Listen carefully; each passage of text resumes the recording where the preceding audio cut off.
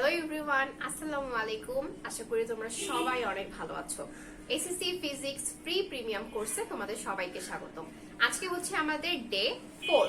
আজকে আমরা আলোচনা করব চলতরিৎ অর্থাৎ অধ্যায় 11 নিয়ে। তোমাদের যত ভুল আছে সবগুলো সমাধান দেওয়ার আপু চেষ্টা করব। তোমরা যারা এখন পর্যন্ত ডে 1, ডে 2 এবং ডে 3 এর ক্লাসগুলো তোমরা যারা এখন পর্যন্ত করো নাই, তোমাদের জন্য কিন্তু লিংক কমেন্ট সেকশনে দেওয়া আছে। তোমরা এখনই গিয়ে ক্লাসগুলো কিন্তু করে নাও। তো চলো আমরা আর কথা না বাড়াই এবং ডিরেক্টলি ক্লাসে চলে যাই। আমরা আজকে একটা সার্কিটের মধ্যে 5টি ভিন্ন ধরনের প্রবলেমের সলিউশন দেখব। দেখো এখানে শুরুতে আমরা দেখতে পাচ্ছি এই ধরনের প্রশ্ন তোমরা কিন্তু এখন পর্যন্ত প্রত্যেকটা বোর্ডেরই গ নম্বর প্রশ্নে কিন্তু পেয়ে এসেছো। সেটা হচ্ছে বর্তনীর তুল্য রোধ কত। তো আমরা হচ্ছে আজকে এটাই দেখবো যে কিভাবে আমরা হচ্ছে একটা ফুল বর্তনীর আমরা তুল্য রোধ বের করতে পারি। কোনটা হচ্ছে আমার শ্রেণীতে আছে, কোনটা হচ্ছে সমান্তরালে আছে, এগুলো নিয়ে আমাদের অনেক প্রবলেম হয়। আমরা এগুলো আজকে প্রথমে সলভ করব। আমাদের সেকেন্ড কোয়েশ্চেন হচ্ছে বর্তনীর মোট তড়িৎ প্রবাহ কত। ঠিক এর পরের কোয়েশ্চেনটাই আছে R = 2 ওহম হলে বর্তনীর মোট তড়িৎ প্রবাহ কত। সো 2 নম্বর প্রশ্ন এবং 3 নম্বর প্রশ্নের মধ্যে কি প্যাচ আছে সেটা আমরা আজকে খুলবো। এরপরে অধ্যায় 4 আছে R4 এবং R3 এর ক্ষমতা কত। এই ধরনের প্রশ্ন আমরা কিন্তু অনেক ধরনের উপায় কিন্তু পেয়ে থাকি, যে এই ফুল বর্তনীর মধ্যে এই রোধের জন্য মোট ক্ষমতা কত, ওই রোধের জন্য মোট ক্ষমতা কত। সো এগুলা কিন্তু খুব ইম্পর্টেন্ট ম্যাথ। আর লাস্টলি এই ম্যাথ তো সবাই তোমরা দেখে আসছো যে একটা সার্কিটের মধ্যে কোনো একটা রোধের দুই পাশের বিভব পার্থক্য তোমাদের কাছে কিন্তু প্রায় জানতে চাওয়া হয়। সো আমরা আজকে এই একটা সার্কিট কিন্তু 5টা ভিন্ন ধরনের প্রবলেম দেখব এবং তোমরা কোথায় কোথায় ভুল করো সেটাও কিন্তু আমরা আজকে আইডেন্টিফাই করব। সো চলো আমরা শুরু করি। তাহলে প্রথমে আমাদেরকে যেটা বলেছে সেটা হচ্ছে বর্তনীর তুল্য রোধ কত। আচ্ছা, এটা শুরু করার আগে সবাই এটা একটু মাথায় সেট করে নেই যে যদি আমরা দেখি যদি আমরা দেখি যে কোনো দুইটা রোধের মধ্য দিয়ে আমার কারেন্টটা আমার সেম যাচ্ছে, তখন আমরা বলবো তারা হচ্ছে শ্রেণীতে আছে। তখন আমরা বলবো ওই দুটো রোধ শ্রেণীতে আছে। আর যদি আমরা দেখি কারেন্ট হচ্ছে ডিফারেন্ট যাচ্ছে, আমি একটু সংক্ষেপে লিখি, যদি আমরা দেখি কারেন্ট হচ্ছে ডিফারেন্ট যাচ্ছে, ভিন্ন ভিন্ন পরিমাণে কারেন্ট যাচ্ছে, তখন আমরা সেটাকে বলবো যে তারা হচ্ছে সমান্তরাল ভাবে আছে। যারা যারা আমার আগে ক্লাসগুলো করেছো তোমরা কিন্তু ব্যাপারটা একদম ক্রিস্টাল ক্লিয়ার। সো আর যারা যারা আগের ক্লাসগুলো করো নাই তাদেরও সমস্যা নেই, তোমাদের জন্য আপু কিন্তু বলে দিলাম। তাহলে এখন আমরা একটু দেখি যে এইখানে পুরোটার মধ্যে কিভাবে কারেন্ট ফ্লো হচ্ছে, এটা আমরা একটু দেখি। তাহলে দেখো এখান দিয়ে আমার যদি কারেন্টটা বের হয়, আই পরিমাণ কারেন্ট বের হয়ে দেখো এই পয়েন্টে এসে 2 ভাগ হয়ে গেল। তাহলে 2 ভাগ যেহেতু হয়ে গেল, তাহলে আমরা যদি 1 নম্বর ম্যাথটা করা শুরু করে দিই, তাহলে আমরা বলতে পারবো এখানে R1 এবং R1 ও R2 তারা হচ্ছে সমান্তরালে আছে। ঠিক আছে, R1 ও R2 সমান্তরালে আছে। তাহলে সমান্তরালে যদি থাকে তাহলে তুল্য রোধ যেমন আমরা কিভাবে বের করি, 1/RP1 ধরে নিলাম এখানে R1 ও R2 তুল্য রোধ, তাহলে হবে এখানে 1/R1 প্লাস 1/R2। দশমিক করলে আমার এখানে আমি RP1 ইকুয়ালস টু বলতে পারবো R1 R2 divided by R1 plus R2। তাহলে এখান থেকে আমি হচ্ছে R1 এর ভ্যালু পাচ্ছি 12 আর R2 এর ভ্যালু পাচ্ছি 6। তাহলে आंसर আসছে 4 ওহম। তাহলে আমরা এখান থেকে RP1 কত সেটা বের করে ফেললাম। আচ্ছা, এবার দেখো আবার R4 আর R4 এই যে এখান দিয়ে কারেন্ট এসে আবার একই পরিমাণ কারেন্ট গেল, আবার এখানে এসে কারেন্ট ভাগ হয়ে গেল। তাহলে আমরা কিন্তু এখান থেকে বুঝতেই পারতেছি যে R4 আর R5 এরাও কিন্তু সমান্তরালে আছে। তো আমরা এখানে লিখতেই পারি R4 ও R5 এরাও কিন্তু সমান্তরালে আছে। তাহলে এখান থেকে এই সূত্র অনুযায়ী আমি যদি এখানে শর্ট করে লিখে দেই, তাহলে RP2 ইকুয়ালস টু আমরা কি পাবো, RP2 ইকুয়ালস টু পাবো হচ্ছে R4 into R5 divided by R4 plus R5। Okay, তাহলে এখন আমরা জাস্ট ভ্যালুগুলো যদি বসাই 12 আর 4,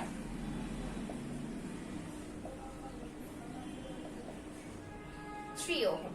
তাহলে আমাদের মোট তুল্য রোধ আমি যদি এখন বলি এখানে, তাহলে তুল্য রোধ আমরা তাহলে কিভাবে বের করতে পারবো।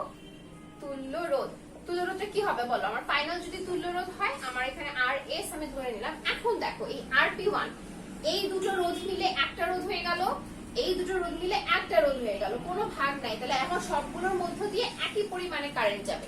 তাহলে আমার এখন তুল্য তুল্য রোধ হবে হচ্ছে এখান থেকে আমরা যেটা পাই RP1 plus R3 plus RP2। তাহলে এখানে আমার RP1 কত পেয়েছি 4, R3 পেয়েছি 3, RP2 পেয়েছি 3। তাহলে আমার ফাইনালি বর্তনীর তুল্য রোধ কিন্তু চলে আসলো 10 ওহম। ঠিক আছে, সো আশা করি আমরা এই ম্যাথটা কিন্তু সবাই একদম ক্রিস্টাল ক্লিয়ার। যারা যারা এখন একটু হয়তো বা সমস্যা আছে, একটু হয়তো বা কনফিউশন আছে, তোমাদের জন্য আমি আরেকবার রিপিট করে দিচ্ছি। আমি শুরুতেই বলেছি যে আমাদের তুল্য রোধ বের করাটা খুবই ইজি যদি তুমি বুঝে করতে পারো। যদি আমরা দেখি যে দুটা রোধের মধ্য দিয়ে আমার ভিন্ন পরিমাণে কারেন্ট যাচ্ছে, তখন আমরা সেটাকে বলবো তারা সমান্তরালে আছে। আর যদি আমরা দেখি দুটো রোধের মধ্য দিয়ে আমার একই পরিমাণে কারেন্ট যাচ্ছে, তখন আমরা বলবো তারা শ্রেণীতে আছে। আমরা সেই কাজটাই করেছি। এখানে R1 ও R2 তারা সমান্তরালে ছিল, এই জন্য আমরা সমান্তরালের সূত্র ইউজ করে এই দুটো রোধকে আমরা একটা রোধ বানিয়েছি। এরপরে R4 এবং R5 এরাও কিন্তু সমান্তরালে ছিল, এদেরকে সূত্র বসিয়ে আমরা এই দুটো রোধকে আমরা একটা রোধে কনভার্ট করেছি এবং ফাইনালি আমরা তিনটা রোধ আমরা যুক্ত করে দিয়েছি, প্লাস করে দিয়েছি, কারণ তিনটাই তখন কি ছিল, আমার শ্রেণীতে ছিল। দেখো জিনিসটা আমার লাস্টে আমার এরকম হয়ে গিয়েছে বর্তনীটা। এটা যদি আমার ব্যাটারি হয়, এই যে এখানে আমার এটা হচ্ছে RP1, এখানে তো R3 ছিল, আর এখানে হচ্ছে RP2।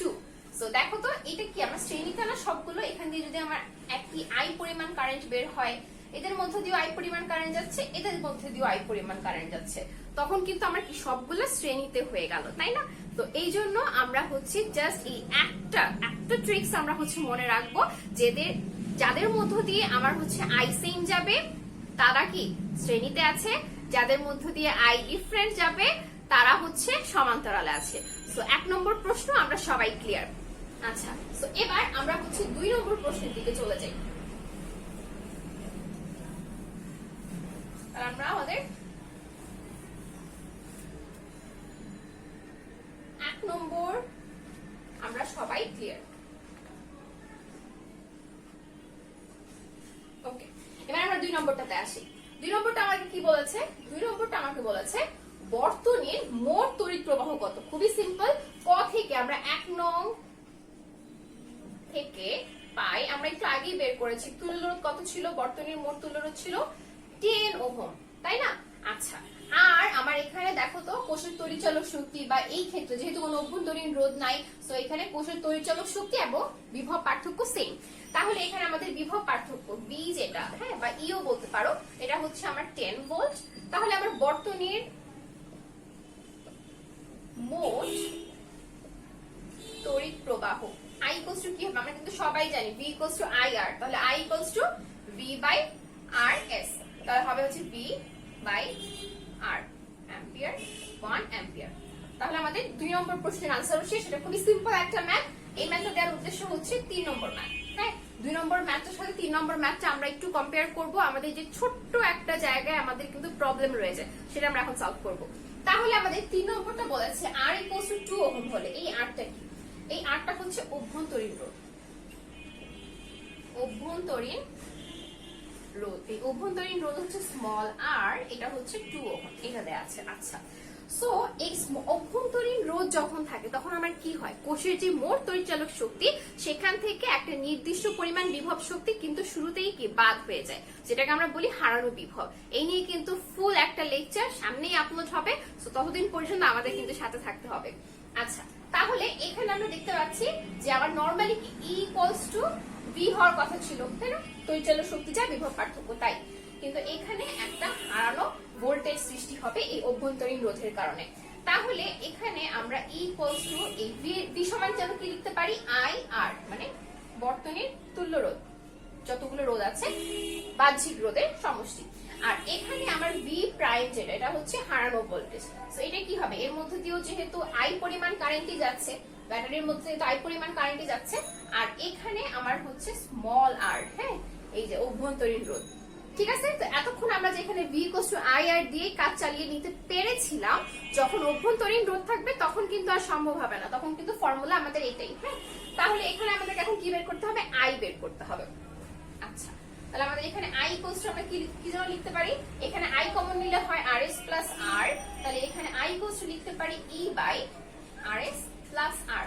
আচ্ছা, এখন এখানে দেখো তো E কত, E হচ্ছে আমাদের 10 ভোল্ট, আর আমাদের বর্তনীর মোট তুল্য রোধ আর এস যেটা এটা ছিল আমাদের 10 ওহম, আর আমাদের এখানে অভ্যন্তরীণ রোধ এটা ছিল 2, অর্থাৎ আমাদের আনসার হচ্ছে 10/12 অ্যাম্পিয়ার। ঠিক আছে, আমি যদি একটু হিসাব করে তোমাদেরকে বলি তাহলে দেখো তো এখানে কত আসবে হচ্ছে 10/12, আনসার আসবে 0.833 অ্যাম্পিয়ার। ঠিক আছে, কারেন্ট ফ্লো কিন্তু একটু কমে গেল এখন। তাহলে দেখো তো আমরা এই জিনিসগুলো সবাই ক্লিয়ার নাকি? এটা কিন্তু আমাদের অনেকেই ভুল করে। হয় কি, কোয়েশ্চেনের মধ্যে দেখা যায় ছোট্ট করে একটা জায়গায় হচ্ছে স্মল আর দিয়ে দিয়েছে, আমরা আর খেয়াল করি নাই, আমরা B equals to I R formula বসিয়ে দিয়েছি এবং পরীক্ষাতে একটা বড় একটা শূন্য পেয়েছি। ঠিক আছে, তো এই জিনিসটা আমরা ভালো করে খেয়াল করব যে আমাদের কোষের অভ্যন্তরীণ রোধটা আমার প্রশ্নের মধ্যে দেয়া আছে নাকি। যদি কোষের অভ্যন্তরীণ রোধটা পরীক্ষার কোয়েশ্চেনের মধ্যে দেয়া থাকে তখন কিন্তু আর V equals to I R formula use করলে হবে না, তখন কিন্তু আমাদের E equals to I into R plus r, capital R plus small r. Capital আরটা হচ্ছে বর্তনীর মোট তুল্য রোধ আর স্মল আরটা হচ্ছে অভ্যন্তরীণ রোধ। সো আমাদের 1 নম্বর, 2 নম্বর এবং 3 নম্বর প্রশ্নে সলভ কিন্তু হয়ে গেছে। আচ্ছা, তাহলে এখন আমরা হচ্ছে 4 নম্বর প্রশ্নে চলে যাই। 4 নম্বর প্রশ্নটা আমরা অনেকেই ভুল করি। 4 নম্বর প্রশ্ন চলে যায় আমাদের 1 নম্বর, 2 নম্বর এবং 3 নম্বর প্রশ্নের সলভ কিন্তু ডান। আচ্ছা, একটা বড় প্রশ্ন আমরা শেষ করে ফেলেছি, তাই না? আচ্ছা, তো এখন আমরা চলে যাব 4 নম্বর প্রশ্নে। 4 নম্বর বলেছে R4 এবং R3 এর ক্ষমতা কত। ক্ষমতার সূত্রগুলো আমি তোমাদেরকে লিখে দিচ্ছি। P equals to VI equals to I square R equals to V square by R equals to W by T। পরিচয়গুলো আমি তোমাদেরকে একবার করে বলে দিচ্ছি। P হচ্ছে ক্ষমতা, V হচ্ছে বিভব পার্থক্য, I হচ্ছে তড়িৎ প্রবাহ, R হচ্ছে রোধ, W হচ্ছে তড়িৎ শক্তি, T হচ্ছে সময়। সো আমাদের উদ্দেশ্য থাকবে হচ্ছে আমরা চেক করব যাদের জন্য ক্ষমতা বের করতে বলবে তাদের জন্য কি কি ইনফরমেশন আমাদেরকে দেয়া আছে। হতে পারে কখনো কখনো আমরা হচ্ছে ভোল্টেজ ডিফারেন্সটা খুব ইজিলি পেয়ে যাব, তখন আমরা P equals to V square by R এই ফর্মুলা ইউজ করতে পারবো। কখনো কখনো দেখা যাবে আমি কিন্তু জানি যে ওই রোধের মধ্য দিয়ে আমার তড়িৎ প্রবাহ কত হচ্ছে, তখন আমরা P equals to I square R এই ফর্মুলাটা ইউজ করব। তো আমাদের কিভাবে আগাতে হবে ম্যাথে এটা আমরা সবাই বুঝে গেছি। সো চলো এখন আমরা ডিরেক্টলি 4 নাম্বার কোয়েশ্চেনে জাম্প করি। তাহলে এখন আমরা দেখব R4। R4টা জানি কোথায়, এই যে এটা হচ্ছে R4। তাহলে R4 এর জন্য ক্ষমতা কত। ওকে ফাইন, দেখো তো একটু চিন্তা করে, এখানে R4 আর R5 দুজন হচ্ছে সমান্তরালে আছে, অর্থাৎ দেখো তো এই জায়গা দুইটার বিভব পার্থক্য যা হবে R4 এর বিভব পার্থক্য তাই হবে, R5 এর বিভব পার্থক্য তাই হবে। আমরা কিন্তু জানি যে সমান্তরালে যদি কখনো রোধগুলো যুক্ত থাকে তখন কিন্তু তাদের বিভব পার্থক্য সমান হয়। তাহলে আমাদের এখানে প্রথম কাজ হচ্ছে এই R4 আর R5 এদের জন্য বিভব পার্থক্য বের করা। আচ্ছা, আমরা এখন 4 নম্বর কোশ্চেন করছি। তাহলে R4 ও R5। আচ্ছা, আরেকটা জিনিস খেয়াল করো, আমরা এখানে বর্তনীর মোট প্রবাহ পেয়েছিলাম 1 অ্যাম্পিয়ার 2 নম্বর থেকে। সো আলটিমেটলি এই যে এখানে ভাগ হয়ে 1 অ্যাম্পিয়ার যাবে, আবার এখানে 1 অ্যাম্পিয়ার, আবার এই R4 আর R5 দুটোর মধ্যে একত্রে 1 অ্যাম্পিয়ার যাবে, কিন্তু R4 আর R5 দুটোর মধ্যে আলাদা আলাদা ভাবে কিন্তু 1 অ্যাম্পিয়ার যাবে না। অর্থাৎ আমার এইখানে 1 অ্যাম্পিয়ার যাবে, এরপর এই 1 অ্যাম্পিয়ারটা ডিভাইড হয়ে যাবে। ওকে, তাহলে এখন R4 ও R5 এর তুল্য রোধ। আচ্ছা, এটা আমরা একবার মনে হয় বের করেছিলাম, সমস্যা না, আবার বের করি। উপরে গুণ, আমি যদি একটু শর্ট করে নেই তাহলে হচ্ছে 4। ওকে, তাহলে আমাদের এখানে 3 ওহম। R4 আর R5 এর জন্য তুল্য রোধ হচ্ছে 3 ওহম। আর আমি যদি এটাকে বলি RP2 আমরা সম্ভবত ধরে নিয়েছিলাম, আর RP2 এর মধ্য দিয়ে যে পরিমাণ তড়িৎ প্রবাহ যাবে সেটা হচ্ছে 1 অ্যাম্পিয়ার। হ্যাঁ, এটা কিন্তু আমরা ছবি দেখেই বুঝতে পারছি। ওকে, তাহলে আমরা এখন বের করব RP2 এর জন্য বিভব পার্থক্য। তাহলে বিভব পার্থক্য V equals to IR, তাহলে 1 into 3, অর্থাৎ आंसर হচ্ছে 3 ভোল্ট। তাহলে RP2 এর জন্য 3 ভোল্ট, অর্থাৎ এই দুই পাশের বিভব পার্থক্য 3 ভোল্ট, অর্থাৎ আমরা কিন্তু বলতেই পারি R4 এর জন্য বিভব পার্থক্য কিন্তু 3 ভোল্ট। ওকে, তাহলে এখন কিন্তু আমাদের কোশ্চেন অলমোস্ট কিন্তু 80% বোঝা শেষ। দেখো, তাহলে R4 এর জন্য আমি বিভব পার্থক্য জানি এবং R4 এর মানও জানি 12 ভোল্ট, 12 ওহম। সরি, R4 এর জন্য বিভব পার্থক্য হচ্ছে 3 ভোল্ট, R4 হচ্ছে 12 ওহম। তাহলে আমাদের R4 এর জন্য ক্ষমতা বের করতে পারবো না? খুবই ইজি। ক্ষমতা কিভাবে এখন বের করবো? দেখো তো আমরা বিভব পার্থক্য জানি, রোধ জানি, তাহলে V square by R, P equals to V square by R, তাহলে ভি স্কোয়ার বাই আর, তাহলে ভি কত? ভি হচ্ছে 3, ভি স্কোয়ার বাই আর, আর হচ্ছে কত? 12 এত ওয়াট। তাহলে আমরা যদি একটু ক্যালকুলেট করি তাহলে দেখো উপরে হচ্ছে 3 স্কোয়ার 9 ডিভাইডেড বাই 12, আনসার হচ্ছে 0.75, 0.75 ওয়াট। ফাইন। এখন আমরা বের করব R3। আচ্ছা, R3 এর ক্ষমতা কত? দেখো এখান দিয়ে 1 অ্যাম্পিয়ার যাচ্ছে, 1 অ্যাম্পিয়ার দুই ভাগ হয়ে যাচ্ছে, আবার এটার মধ্য দিয়ে 1 অ্যাম্পিয়ার যাচ্ছে, তাহলে I হচ্ছে 1 অ্যাম্পিয়ার। আর কি কিছু বলার দরকার আছে? আর তো কিছু বলার দরকার নাই। R3 এর জন্য ক্ষমতা, আমরা এখানে R3 এর মান জানি, R3 এর মান হচ্ছে 3 ওহম, এবং R3 এর মধ্যে দিয়ে কারেন্ট জানি 1 অ্যাম্পিয়ার, তাহলে I স্কয়ার R, এই ফর্মুলা কিন্তু ইউজ করতেই পারি, তাহলে P equals two I square R। তাহলে এখানে I কত? I হচ্ছে 1 অ্যাম্পিয়ার, তাহলে 1 স্কয়ার ইনটু, আর এখানে R কত? R হচ্ছে 3, তাহলে आंसर হচ্ছে 3 ওয়াট। ওকে, তাহলে দেখো তো কতটা ইজি ওয়েতে আমরা কিন্তু বের করে ফেললাম যে ক্ষমতা আমরা কিভাবে বের করতে পারি। সো আমি আবারও বলে দিচ্ছি, এই ম্যাথের জন্য ট্রিক্স একটাই, সেটা হচ্ছে সূত্রগুলো সব ভালোভাবে মনে রাখতে হবে।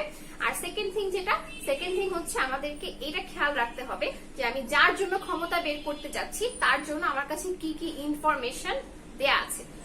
যার জন্য মনে হবে যে কারেন্টটা দেয়া আছে, তাহলে সেখানে আমরা P equals two I square R এই ফর্মুলা ইউজ করতে পারবো। যার জন্য মনে হবে যে হচ্ছে আমার দুই পাশের বিভব পার্থক্য আমি আগেই বের করে ফেলতে পারলাম, তার জন্য আমি V square by R use করতে পারবো। ঠিক আছে, এখন এই দুটো ম্যাথ আমি দেখো এখানে যেমন P equals two I square R use করেছি, তুমি চাইলে এর জন্য বিভব পার্থক্য বের করেও তুমি কিন্তু কাজ করে ফেলতে পারবা, কোনো সমস্যা নাই। ঠিক আছে, আবার হচ্ছে তুমি যদি চাও যে না এখানে আমি হচ্ছে P equals to V square by R formula use করবো না, আমি I square R formula use করবো, সমস্যা নাই। জাস্ট খেয়াল রাখতে হবে যার জন্য তুমি ক্ষমতা বের করতে যাচ্ছ তার মধ্য দিয়ে কতটুকু তড়িৎ প্রবাহ যাচ্ছে সেটার মান তুমি একদম পারফেক্টলি জানো, তাহলেই হবে। তাহলে আমাদের 4 নম্বর প্রশ্ন শেষ। এবার আসি 5 নম্বর প্রশ্ন। 5 নম্বর প্রশ্ন বলেছে R1 ও R3 এর মধ্যে বিভব পার্থক্য কত? R1 ও R3 এর জন্য বিভব পার্থক্য কত? আচ্ছা, তাহলে আমরা লাস্ট নম্বর কোশ্চেনে চলে আসছি। সো আমরা এখন 5 নম্বর কোশ্চেনে যাই। তাহলে এখন বলেছে R1 ও R3 এর জন্য বিভব পার্থক্য কত? আচ্ছা, আমরা আগে R3 টা করি। দেখো R3 এর জন্য বিভব পার্থক্য, R3 এর জন্য বিভব পার্থক্য V equals to I R3। এই I কত যাচ্ছে? R3 এর মধ্য দিয়ে কারেন্ট কত যাচ্ছে? 1, আর R3 এর মান কত? 3, তাহলে আমাদের आंसर কত হবে? 3 ভোল্ট। ঠিক আছে, এটা নিয়ে আর কোনো কথা নেই, শেষ। এবার আসি আমাদের R1। R1 এর এই দুই পাশে বিভব পার্থক্য যা হবে, এই দুই পাশের বিভব পার্থক্য তাই হবে, কারণ R1 এবং R2 এরা হচ্ছে সমান্তরালে আছে। তাহলে আমরা একটু দেখি R1 ও R2 এর জন্য তুল্য রোধ আগে বের করব। তুল্য রোধ বের করলে হবে কি, দুটো রোধ আমার একত্রে একটা রোধ হয়ে যাবে। তাহলে আমার এখানে RP1 আমি যদি একটু ক্যালকুলেট করি, তাহলে ওই আগের ফর্মুলা দিয়ে 1 নম্বর কোশ্চেনে আমি কিন্তু এই R1 R2 এর তুল্য রোধ একবার কিন্তু বের করেছি। হ্যাঁ, সো ওইটি আমি জাস্ট শর্টকাটে করছি এখন। সো এখানে হবে আমার 12 into 6 divided by 12 plus 6, 4 ohm. আর এর মধ্যে দিয়ে আমার কারেন্ট যাচ্ছে হচ্ছে কত? কারেন্ট যাচ্ছে হচ্ছে আমার 1 অ্যাম্পিয়ার। তাহলে আমার এখানে ভোল্টেজ কত হবে? এই RP1 এর জন্য ভোল্টেজ আমি একটু ভেঙেই লিখি। RP1 এর দুই পাশে বিভব পার্থক্য V ইকুয়ালস টু হবে I RP1। তাহলে এখানে I কত? I হচ্ছে 1, RP1 হচ্ছে 4, তাহলে এত ভোল্ট মানে 4 ভোল্ট। সো RP1 এর দুই পাশে বিভব, এই যে RP1 এর দুই পাশে বিভব পার্থক্য যা R1 এর দুই পাশে বিভব পার্থক্য তাই, তাহলে R1 এর দুই পাশে বিভব পার্থক্য হবে 4 ভোল্ট।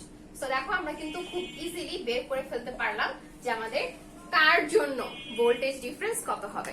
সো দেখো আমরা আজকে একটা সার্কিট দেখেছি মাত্র, এবং একটা সার্কিট থেকে কত ধরনের কোয়েশ্চেন আসতে পারে আমরা কিন্তু সব আজকে সলভ করলাম। ক্লাসটা তোমাদের কাছে কেমন লেগেছে তোমরা অবশ্যই কিন্তু আমাকে কমেন্ট সেকশনে জানাবা, আমি কিন্তু তোমাদের কমেন্টের অপেক্ষায় থাকি। আর তোমরা যারা যারা আগের ক্লাসগুলো করো নাই সেই ক্লাসগুলো করে ফেলবা, এবং আমাদের নেক্সট যে সকল ক্লাসগুলো হবে সেগুলো কিন্তু আমাদের রুটিনে দেয়া আছে, রুটিন অনুযায়ী সুন্দর মতো ক্লাসগুলো করে ফেলবা। সবার জন্য অনেক অনেক শুভকামনা, সবাই সুস্থ থাকো এবং ভালো থাকো। আল্লাহ হাফেজ।